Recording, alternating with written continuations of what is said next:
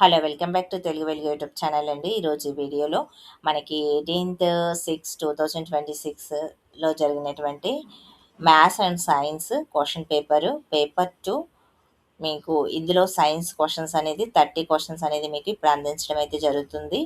మీరు morning shift వాళ్ళు ఒకసారి చెక్ చేసుకోండి. ఇనిషియల్కి అండి ఇది. అదేవిధంగా మీరు ఇప్పుడు పేపర్ 2 రాశారు. పేపర్ 2 సెషన్ 2లో రాసిన వాళ్ళు కూడా మీరు ప్రాక్టీస్ చేసుకోండి.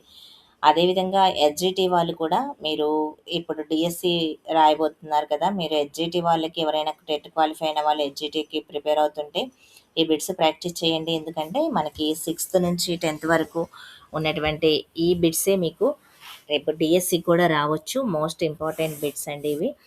పేపర్ 2 వాళ్ళు కూడా మీరు ప్రాక్టీస్ చేసుకోండి. ఓకే, స్కూల్ అసిస్టెంట్‌గా ప్రిపేర్ అయ్యే వాళ్ళు కూడా సైన్స్ బిట్స్‌గా ఇవి ప్రాక్టీస్ అయితే చేసుకోండి. ఇక వీడియోలోకైతే వెళ్ళిపోదాం. మొత్తం మనకి టెట్‌లో 30 క్వెషన్స్ అనేది రావడం అయితే జరుగుతుంది. 30లో మీకు 26 క్వెషన్స్ అనేది సైన్స్ నుంచి అయితే వస్తాయి.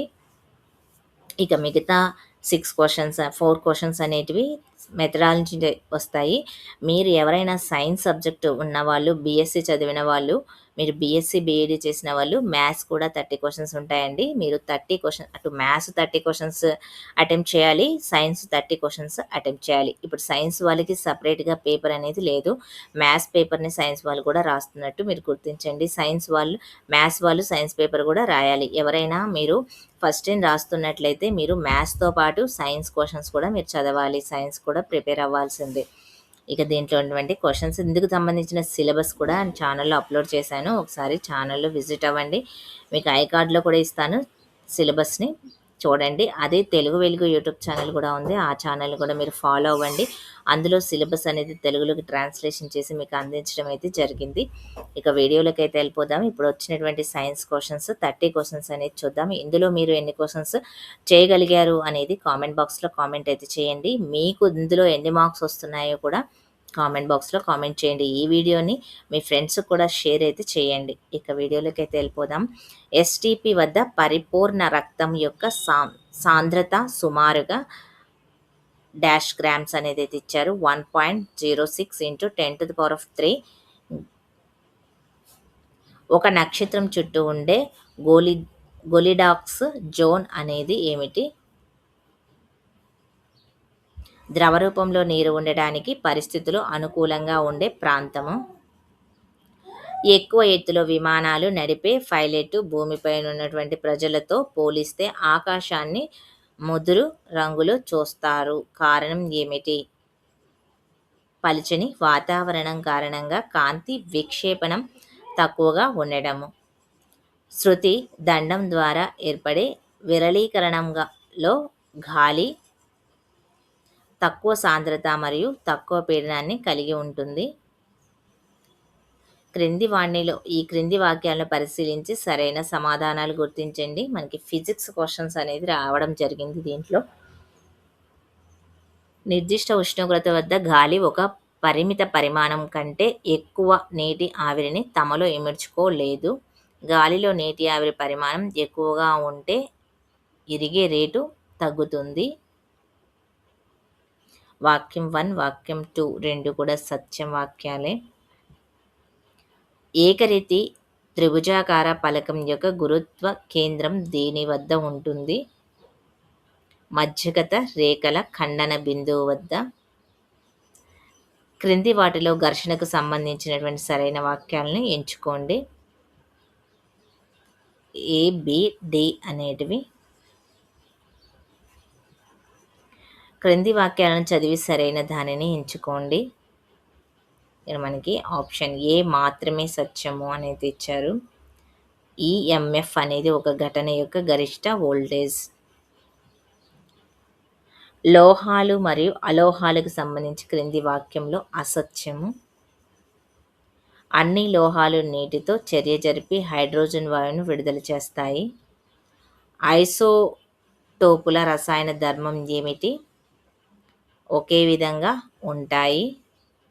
NH+4 అనే బంధం ప్రధానంగా సమన్వయ సంయోజనీయ బంధము. తుప్పు పట్టని గుణం కారణంగా దంత వైద్యము మరియు ఆభరణాల తయారీలో ఉపయోగించే మిశ్రమ లోహం ఏమిటి? బంగారు మిశ్రమ లోహము. క్రింది వాక్యాలను చదివి సరైన సమాధానాన్ని గుర్తించండి. 2 వాక్యాలు సరైనవి. క్రింది వానిలో సరికాని జతను గుర్తించండి. స్టోలిన్ అగస్లిన్. మైకోరైజా అనునది ఈ రెండింటి మధ్య గల సహజీవన సంబంధానికి ఉదాహరణ. శిలీంధ్రాలు మరియు మొక్కల వేళ్ళు. క్రింది వాటిలో సరైన జతను గుర్తించండి. సైపరులినా, శైవలము. బాసిల్లస్ తురింజియన్సిస్ బ్యాక్టీరియా యొక్క విస్తృత ఉపయోగం ఏమిటి? బయోపెస్టిసైడ్స్. అరేఖిత కండరాలను ఇలా కూడా పేర్కొంటారు: అనియంత్రిత కండరాలు. క్రింది వానిలోని ఉష్ణ రక్త జంతు కానిదేది? మొసలి. క్రింది వానిలోని మసక వెలుతురు మండలము అని కూడా పేర్కొనబడేది ఏది? బెదియల్ మండలం. క్రింది వానిలో కాలేయానికి సంబంధించి సరికాని వాక్యాన్ని గుర్తించండి. ఇది వయోజనులలోని ఆర్బీసీలను ఉత్పత్తి చేస్తుంది. మ్యాచింగ్ ద ఫాలోయింగ్ అయితే ఇచ్చారు: కొకైన్, స్కోపోలిమైన్, పెరిథ్రాయిడ్స్, క్వనైన్కి సంబంధించినవి. ఇక్కడ మనకి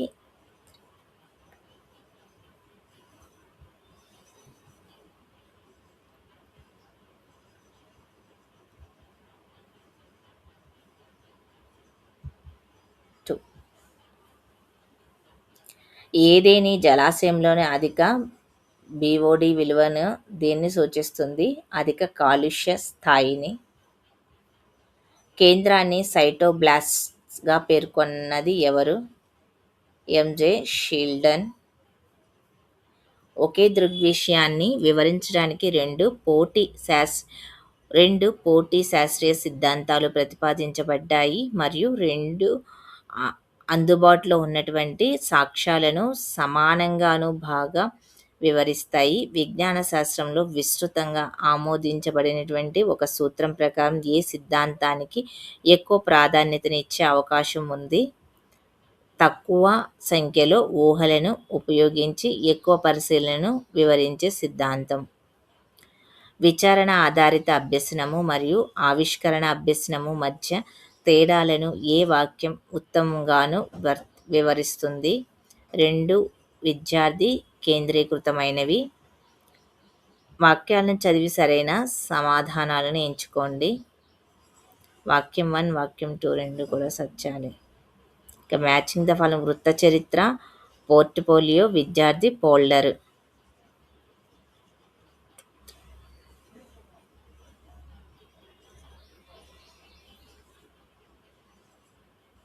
మీరు చదవండి అండి ఇవన్నీ. క్రింది వాటిలో దేనిని మానవ శరీరంలో జరిగే జీవక్రియలైనటువంటి జీర్ణక్రియ మరియు రక్త ప్రసరణ వంటి బోధించడానికి ఉపయోగించవచ్చును? Flow chart. అండర్సన్ మరియు క్లాత్వోలా అభ్యసన లక్ష్యాల వర్గీకరణ ప్రకారం ఒక నమూనా తయారీకి అవసరమైనటువంటి సరియైన ప్రత్యేక సామాగ్రిని ఎంపిక చేసుకోవడం అనేది ఈ జ్ఞానాత్మక ప్రక్రియ పరిమాణానికి చెందుతుంది. కార్యసరళి సంబంధ జ్ఞానాన్ని మూల్యాంకనం చేయడము. ఇవండి మీకు సైన్స్కి సంబంధించిన 30 క్వశ్చన్స్.